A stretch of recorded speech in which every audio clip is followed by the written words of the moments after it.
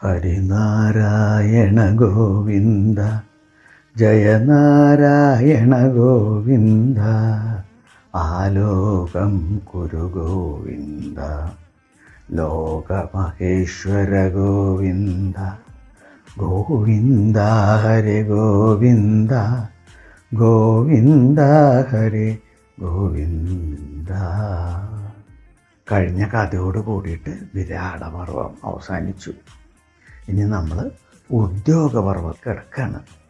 ആർഭാടത്തോടും ആഘോഷത്തോടും കൂടി ഉത്തരയുടെയും അഭിമന്യുവിൻ്റെയും വിവാഹം നടന്നു. കല്യാണമൊക്കെ കഴിഞ്ഞു.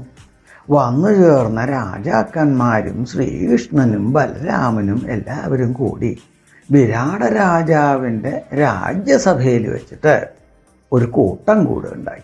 ശ്രീകൃഷ്ണനും ബലരാമനും വിശിഷ്ടാതിഥികളായ രാജാക്കന്മാരും ഉണ്ടായിരുന്ന ആ രാജസഭ ശരിക്ക് പറഞ്ഞാൽ ഇന്ദ്രൻ്റെ അമരാവതി പോലെ ശോഭിച്ചു എന്നാണ് പറയണത്. ചൂത് തോറ്റു. 12 കൊല്ലം വനവാസവും 1 കൊല്ലത്തെ അജ്ഞാതവാസവും കഴിച്ചിരിക്കുന്നു. ഇനി പാണ്ഡവർക്ക് നീതി ലഭിക്കണം. അതിനെന്താ വഴി എന്നായി ആലോചന. സദസ്സിൻ്റെ ഇംഗിതം മനസ്സിലാക്കിയ ഭഗവാൻ എഴുന്നേറ്റ് തൻ്റെ അഭിപ്രായം പറയാൻ തുടങ്ങി. ധർമ്മപരിപാലനത്തിന് വേണ്ടി എല്ലാം ഉപേക്ഷിച്ചവരാണ് പാണ്ഡവർ. അതിനാൽ പാണ്ഡവർക്ക് നീതി ലഭിക്കണം. അവർക്ക് അവരുടേതായ രാജ്യം കിട്ടുക തന്നെ വേണം. എന്നാൽ കൗരവർക്കും ആ രാജ്യത്തിൽ അവകാശമുണ്ട്. അതുകൊണ്ട് എൻ്റെ അഭിപ്രായം എന്താണെന്ന് വെച്ചാൽ 2 കൂട്ടരും രാജ്യത്തിനെ 2ആയി ഭാഗിച്ച് 2ആയിട്ട് ഭരിക്കുക. അതാണ് ഇതിനുള്ള ശാശ്വത പരിഹാരം. പാണ്ഡവർ ഏതായാലും ഈ അഭിപ്രായത്തോട് യോജിക്കും എന്നെനിക്ക് നല്ലോണം നിശ്ചയമുണ്ട്. കൗരവർ യോജിക്കുമോ എന്നാണ് എൻ്റെ സംശയം. അതുകൊണ്ട് നമ്മളെല്ലാവരും കൂടി ഒരു സമ്മർദ്ദം ചെലുത്തി അവരെ കൊണ്ട് അത് സമ്മതിപ്പിക്കണം. വാശി മൂത്താൽ അത് യുദ്ധത്തിലേക്ക് കലാശിക്കൂ. യുദ്ധം ഒഴിവാക്കുന്നതാണ് നല്ലത്. എല്ലാവർക്കും ശ്രേയസ്. ഇതാണ് എൻ്റെ അഭിപ്രായം എന്ന് പറഞ്ഞിട്ട് ഭഗവാൻ ഇരുന്നു. ബലരാമൻ കൃഷ്ണൻ്റെ അഭിപ്രായത്തെ പിന്താങ്ങി. ഒരു യുദ്ധം ഉണ്ടാക്കി തീർക്കുക എന്നുള്ളത് എളുപ്പമാണ്. എന്നാൽ അത് ഉണ്ടാക്കുന്ന നാശനഷ്ടങ്ങളിൽ നിന്നും തിരിച്ച് ഉയർത്തെഴുന്നേൽക്കുക എന്നുള്ളത് വലിയ ബുദ്ധിമുട്ടുള്ള കാര്യമാണ്. അതുകൊണ്ട് കൗരവരിൽ സമ്മർദ്ദം ചെലുത്തി ഇത് സമ്മതിപ്പിക്കുക തന്നെ വേണമെന്ന് ബലരാമൻ പറഞ്ഞു. അത് കഴിഞ്ഞപ്പോൾ സത്യകിയാണ് സംസാരിക്കാൻ എഴുന്നേറ്റത്. സത്യകി തുടങ്ങിയത് തന്നെ ഒരാളുടെ മാനസിക സംസ്കാരം എങ്ങനെയിരിക്കുന്നുവോ അതുമാതിരി ആയിരിക്കും അയാളുടെ വിക്രിയകളെന്നും പറഞ്ഞിട്ടാണ് തുടങ്ങണത് തന്നെ. കൗരവരിൽ നിന്നും നിങ്ങൾ ധർമ്മവും നീതിയൊന്നും പ്രതീക്ഷിക്കണ്ട. അല്ലെങ്കിൽ ഈ ചൂതുകളിയും ഈ പ്രശ്നങ്ങളൊക്കെ ഉണ്ടാക്കിയത് എന്തിനാ? കൗരവർ നീതിമാന്മാരായിരുന്നെങ്കിൽ അന്നേ ഇതൊന്നും ഉണ്ടാവില്ലായിരുന്നല്ലോ. അതുകൊണ്ട് നിങ്ങൾ അവരിൽ നിന്നും നീതി പ്രതീക്ഷിക്കുകയേ വേണ്ട. ചീറ്റി വരുന്ന മൂർഖൻ പാമ്പിനെ വാട്ടിക്കൊണ്ട് തന്നെ നേരിടണം. അങ്ങനെ യുദ്ധത്തിനെ അങ്ങനെ പേടിക്കേണ്ട കാര്യമൊന്നുമില്ല. നമ്മളൊക്കെ കൂടെയുണ്ട്.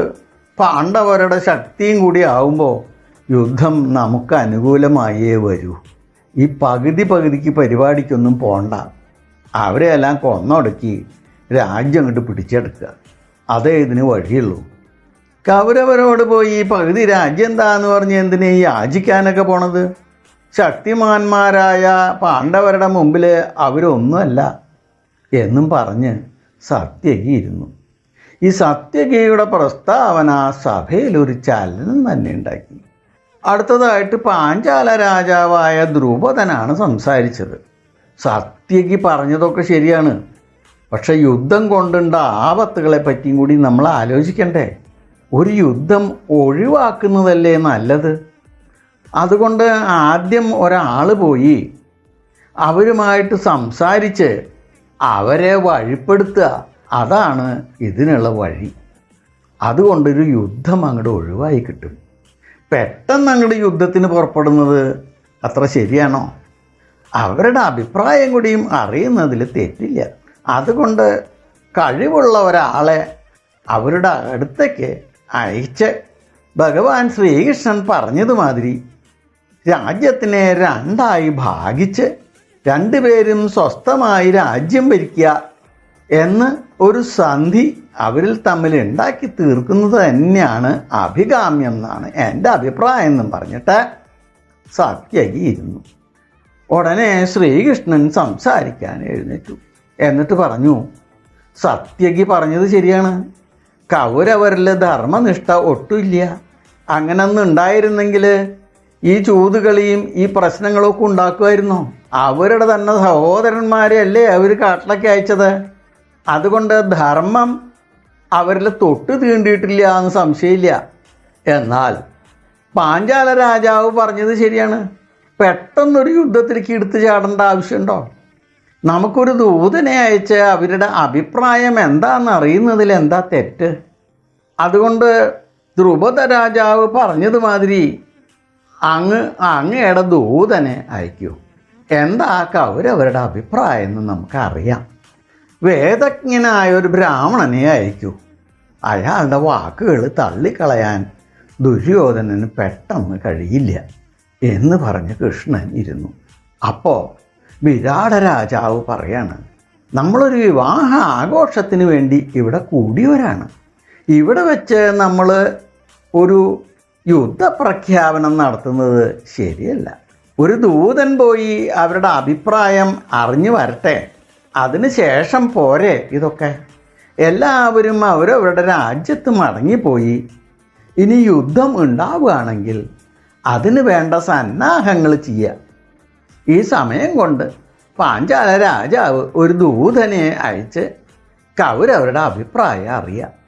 അതാണ് അതിൻ്റെ ശരി എന്നാണ് എനിക്കും തോന്നണത്. വിരാട രാജാവിൻ്റെ വാക്കുകൾ സദസ്സിനെ ശാന്താക്കി. ഉടനെ തന്നെ ഭഗവാനും ബലരാമനും വിരാട രാജാവിനോടും പാണ്ഡവരോടും യാത്ര പറഞ്ഞ് പുറപ്പെട്ടു. മറ്റു വിശിഷ്ടാതിഥികളായിട്ട് വന്ന രാജാക്കന്മാർ യാത്ര പറഞ്ഞ് അവരും അവരവരുടേതായ രാജ്യങ്ങളിലേക്ക് മടങ്ങിപ്പോയി. എല്ലാവർക്കും ഭഗവാൻ എല്ലാ കരുണാ കടാക്ഷങ്ങളും ചൊരിയട്ടെ എന്ന് പ്രാർത്ഥിച്ചുകൊണ്ട് ലോക സമസ്ത സുഖിനോ ഭവന്തു.